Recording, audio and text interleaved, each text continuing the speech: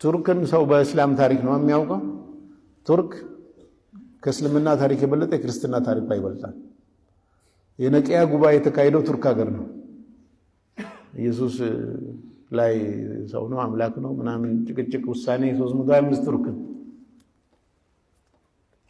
እሱም ብቻ አይደል። ጳውሎስ የመጽሐፍ ቅዱስ ስብከት አረገ እንዲሆነ ያ ሁሉ ታሪክ ቱርክ ነው። ማርያም የኖረችበት ኤፌሶን ምናምን ቱርክ ነው።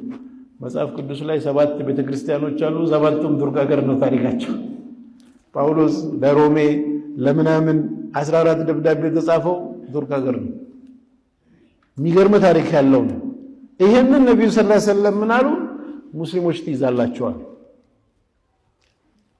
እና ستفتح ቁስጥንጤንያ የምትባለውን ትይዛላችሁ ትከፈታለች። ኒዕመል አሚሩ አሚሩሃ የሚገርም አሚር ነው ይሄን የሚያሳካው።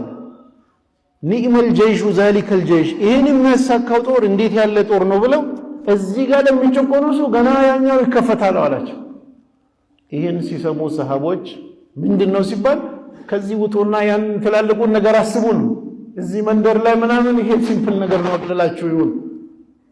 ሰሃባዎች ይሄን ለማሳካት ሄደው አቡ አዩብ አልአንሳሪ የሚባለው ሰሃቢ ነብዩ ሰለላሁ ዐለይሂ ወሰለም መዲና ሲሄዱ እሱ ጋር ያረፉት ጀናዛውን ብትሄዱ ኢስታንቡል ነው ያለው ሰሃቢዩ ማለት በዛ ዘመን ይሄንን ሐዲስ ይዘው ለማሳካት ማለት ነው ሙከራ አድርገዋል። በሙአዊያ ዘመን ማለት ነው ለ800 ዓመት አልተሳካም።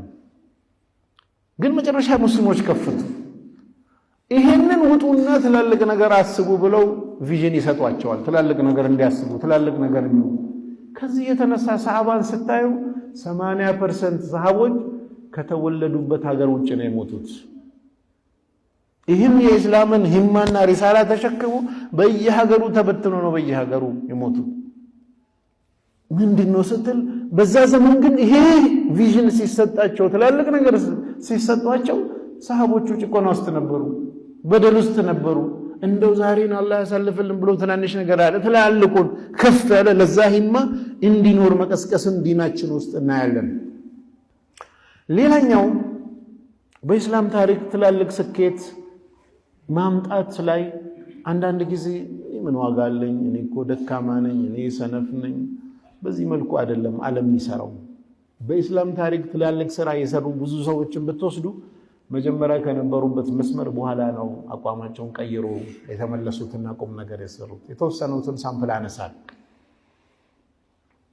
ኢማሙ ማሊክ ቢን አነስ ወይም የማሊኪ መዝሃብ መስራች ልጅ እያሉ መሆን ይፈልጉት የነበረው የባህል ዘፋኝ ነው። የባህል ዘፋኝ መሆን ይፈልጋሉ።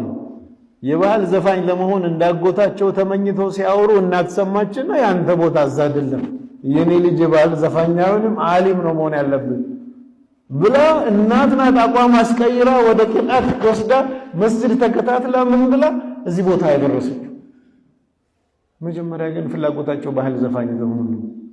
አቡ ሐኒፋን ብትወስዱ ትልቅ ሀብታም ነጋዴ መሆን ነው እንጂ የኢልም አውራ ሆኖ በዚህ ደረጃ ሊደርሱ አልነበረም። ቢዝነስ ላይ በጣም ሲያተኩሩ ሻዕቢ የሚባለው የሐዲስ ሊቁ አገኛቸውና ንግድ ላይ ብቻ ተተኩር ይሄን አእምሮህን ወደ ቂራት አምጣው። በጣም ጂኒየስ ነበሩ ማይንዳቸው ቢዝነስ ላይ ምናምን ይሄንን አምጣ ብሏቸው ከዛ በኋላ ነው ወደዚህ መጥተው ቀርተው ያ ምናውቃቸው አቡ ሐኒፋ የመጡት። ኢማሙ አህመድን ብትወስዱም ነጋዴ የመሆን ነው ህልማቸው። እናታቸው ናቸው መስመር ወደ ኋላ ያስቀየሯቸው። ኢማሙ ሻፊዒንም ብትወስዱ ገጣሚ መሆን ነው ህልማቸው። ግጥም ገጥመው የመካ ሙፍቲ የነበሩት አቡበከር ቢን ሙስሊም አልዘንጅ የሚባሉት ሙፍቲ ጋር ሄደው እስቲ ይህን ግጥም አድምጥልኝ አሉ። ሻፊዒ ወጣት እያሉ ሲሰሙ ግጥሙን ምን አሉ? ይህን ግጥም ስሰማ ያንተን አእምሮ ጂኒየስነት እያየው ወደ ቂጣት ቢመጣ ምን ሊሰራ እንደሚችል እያሰብኩ ነው ግጥሙን የሰማሁት። ሻፊዒ ወደ ቂጣት ቢመጣ ይሳካልኛል ብለው ያንን ግጥም ትተው መጡ። መጨረሻ የሆኑትን ይሁን ኢማሙል ቡኻሪን ብትወስዱ ሰሂህ አልቡኻሪን የመጻፍ ህልም አልነበራቸው። ኪታብ እየቀሩ እያለ ሼኻቸው ኢስሐቅ ኢብኑ ረሃዊያ ጥያቄ ጠየቁ። ማን ነው ከናንተ መሃል من منكم يجمع لنا أحاديث الصحيحة ማን ነው ሰሂህ የሆኑ ሐዲሶችን ብቻ ለይቶ ኪታብን የሚጽፍልና? ይሄ ሐሳብ እኔ ውስጥ አልነበረም ይላል። ከዛን ቀን ጀምሮ ማሰብ ጀመርኩ። መጨረሻ ላይ እኔው መሆን አለብኝ ብዬ ተነሳው። መጨረሻ ሰሂህ አልቡኻሪ ተገኘ። ይሄ ብቻ አይደለም፣ ብዙ ሰዎች ናቸው። ሰላሐዲን አልአዩቢ ቁድስን የከፈተው ወታደር ሲሆን ቁድስን የመክፈት ህልም አልነበረውም። ኑረዲን ዘንኪ እንደገና እናት መክረው በሷ ምክር ነው ወታደር ከሆነ በኋላ ነው ቪዥኑን ቀይሮ እዚህ ደረጃ የደረሰው እንጂ መጀመሪያ አልነበረም። ቱርክ ቅድም የነገርኳችሁ የቁስጥንጢንያን ታሪክ ስናነሳ ይህንን ሐዲስ ኪታብ ሲቀሩ ሼክ ሸምሰዲን የሚባሉት ሼክየው መሐመድ አልፋቲህን በልጅነት ሲያቀሩት ምን አሉት? ይህን ሐዲስ ሲነግሩት ምን አይነት ሰው ነው ይህን የሚከፍተው ብሎ ሼክየውን ጠየቀ። ستفتح قسطنطينية نعم الأمير أميرها ونعم الجيش ذلك الجيش ሲባል አንተ ለምን አትሆንም አሉት።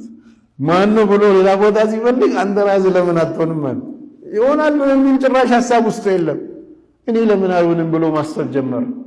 ለ3 ዓመት ያህል ጥናት አደረገ፣ ዝግጅት አደረገ። ለምን አቃታቸው? ከዚህ በፊት የነበሩት ከሰሃባ ጀምሮ 800 ዓመት ለምን አቃታቸው? ማጥናት ጀመረ። ከዛ መጨረሻ ላይ ሚስጥሩን አገኘ። የባህር ኃይል አዘጋጀ። ከተማዋ በአጥር የታጠረች ናት። እንዴት አድርጌ ብሎ ፕላን አድርጎ መጨረሻ ላይ እሱን ያሳካው። ይሁን ሩቅ ቦታ አትፈልጉ ማለት ነው።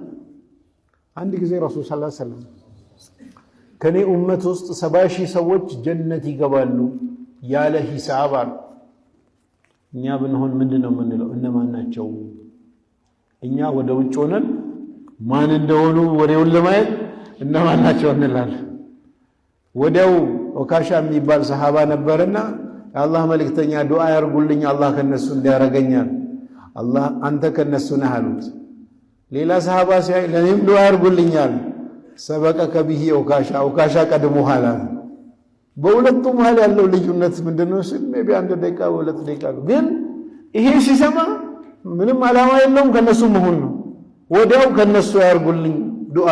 ይሄስ ለሰው ሲሰጥ አይቶ ለኔም ብሎ መጣ ማለት ራሻ ሐሳብ ውስጥ የለም።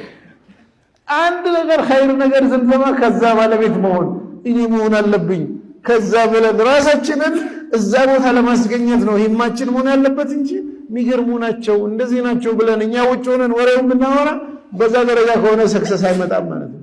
ስለዚህ ከፍ አድርገን መሄድ አለብን።